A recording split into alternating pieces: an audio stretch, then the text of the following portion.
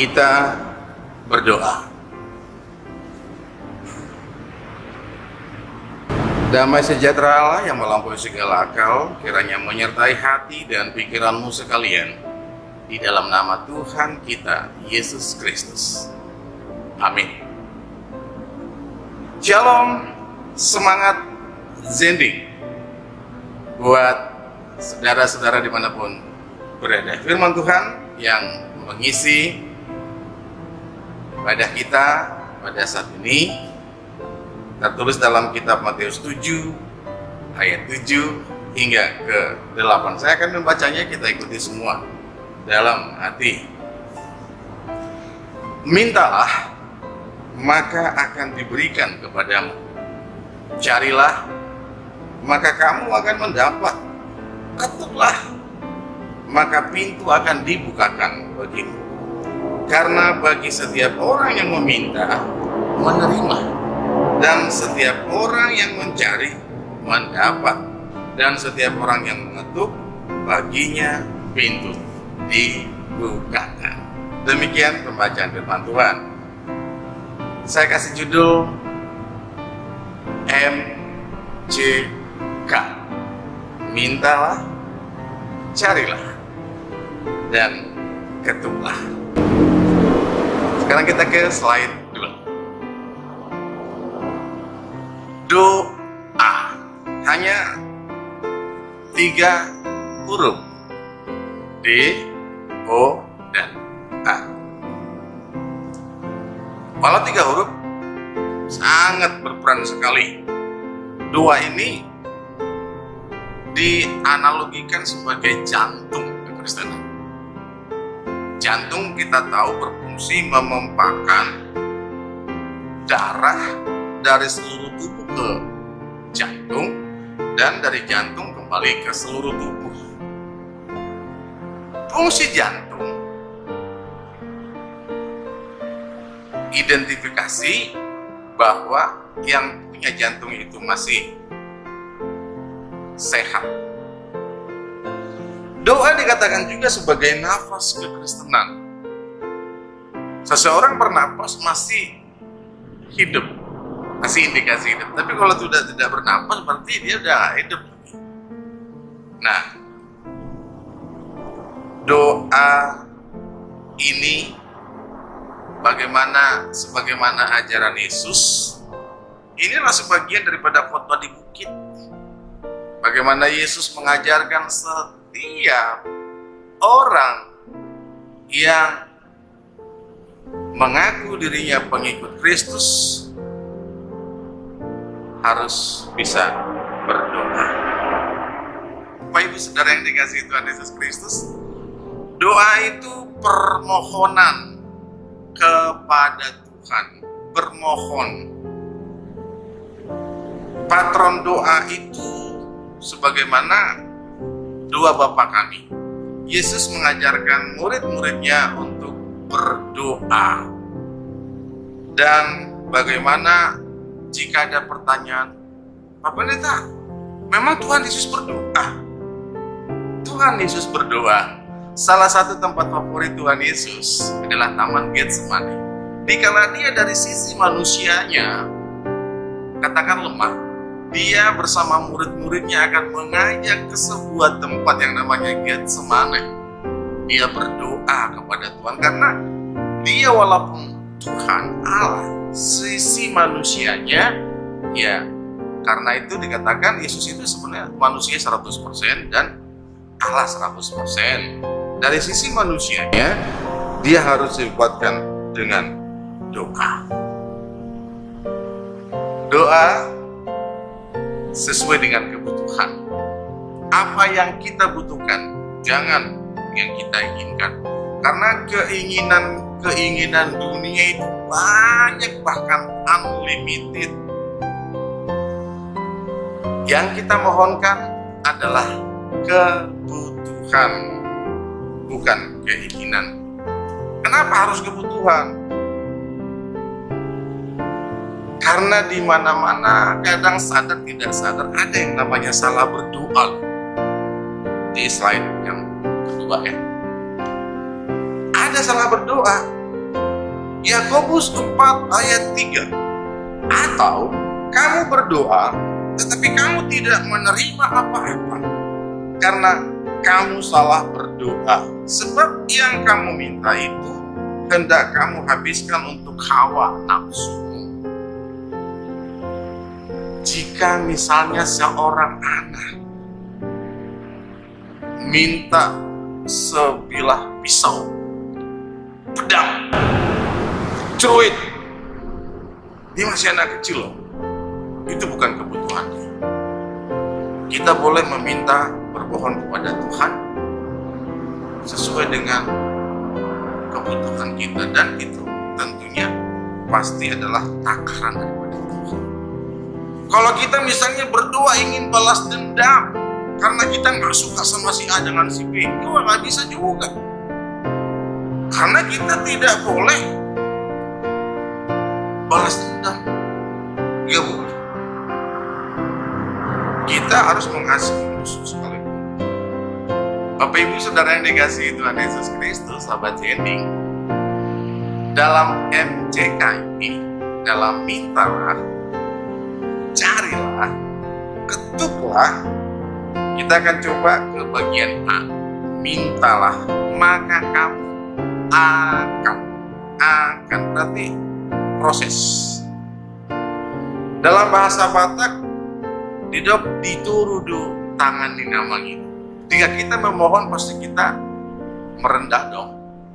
Gak pernah kita bagi dong duitnya, gak bakalan dikasih.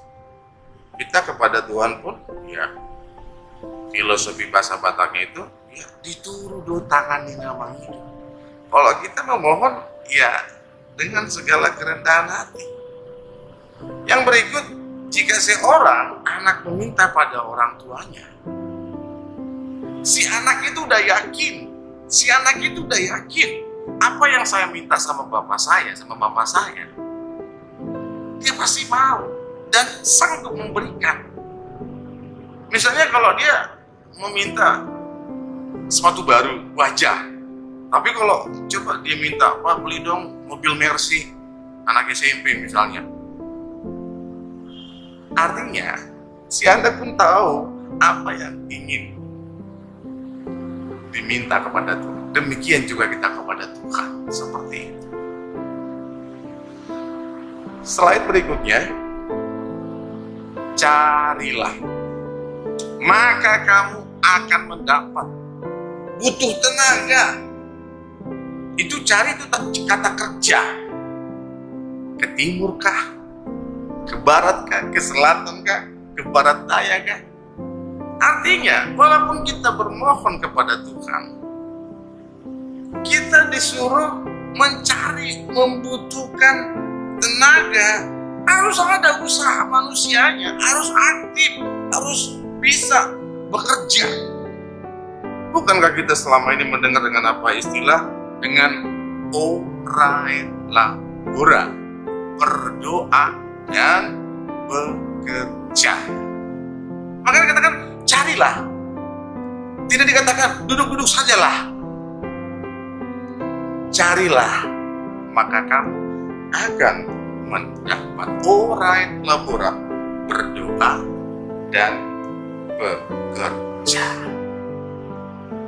Kata-kata ini sangat klasik sih sebenarnya. Time is money. Waktu itu adalah uang. Saya merubah time is blessing.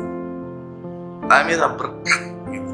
Jangan menyia-nyiakan waktu. Jangan menyia-nyiakan berkat Tuhan. Pergunakanlah semaksimal mungkin. Yang berikut, ketoklah. Saat berikutnya, tok tok tok tok tok tok. Anybody home? Anybody here? Ada orang kan di dalam?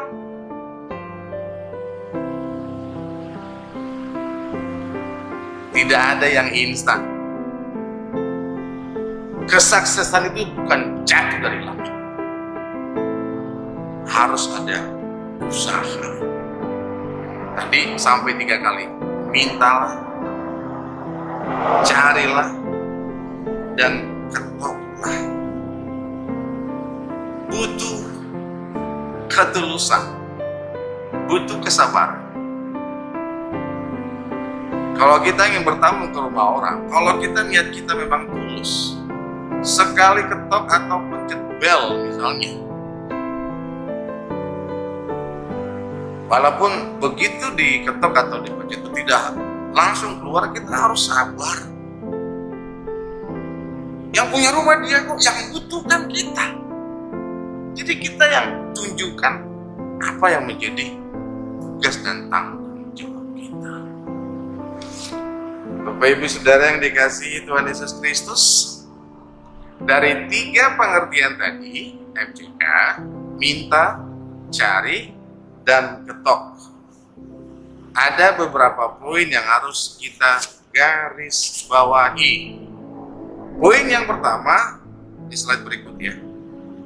Poin yang pertama, butuh proses waktu. Tadi saya sudah sampaikan, tidak ada instan. Dari ketiga, mintalah maka kamu akan. Akan itu bisa sehari, bisa seminggu, bisa sebulan, bisa setahun.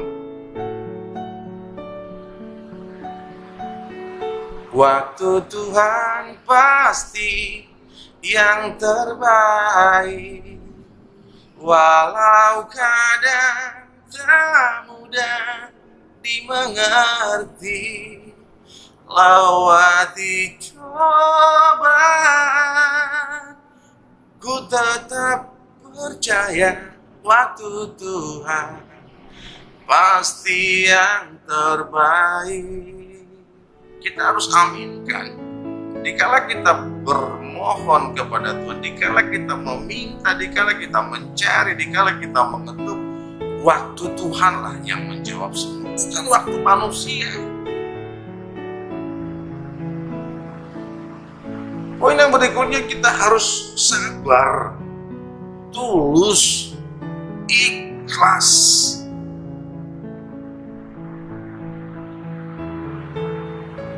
Apa yang Tuhan berikan sesuai dengan kebutuhan kita. Ingat, bukan apa yang kita inginkan, karena keinginan banyak. Manusiawi kalau seseorang punya keinginan, setiap waktu punya handphone baru, sepatu baru, itu keinginan, itu bukan kebutuhan. Tuhan memberi sesuai dengan kebutuhan kita. Berikut, karena Tuhan menciptakan kita manusia kerja. Karena Tuhan juga sampai sekarang bekerja. Tuhan itu disiplin. Begitu Tuhan bekerja menciptakan bumi, langit, dan segala isinya pada hari pertama, kedua, ketiga, keempat, kelima, keenam, beserta yang ketujuh, dia punya disiplin waktu. Imago Dei, kita adalah segambar dengan Tuhan. Jika Tuhan disiplin, bukankah kita sering mengatakan like father, like son, like father, like daughter, seperti anak ayah ke anaknya, atau seperti ayah kepada anak perempuannya. Karakter Allah itu, kalau Tuhan saja disiplin waktu, kita juga punya disiplin waktu. Tuhan itu tidak pernah berleha-leha. Tuhan itu proaktif.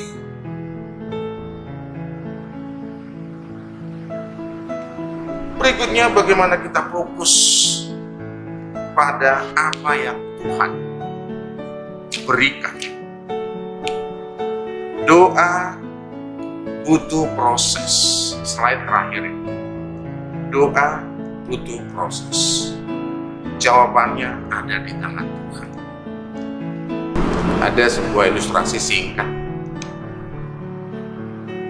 Aku minta pada Tuhan setangkai bunga mawar, namun Ia beri kaktus yang berduri. Aku minta seekor kupu-kupu kepadanya, namun diberi ulat berbulu. Awalnya sedih, kecewa pada diri sendiri. Namun sesuai dengan waktu, kaktus berduri tadi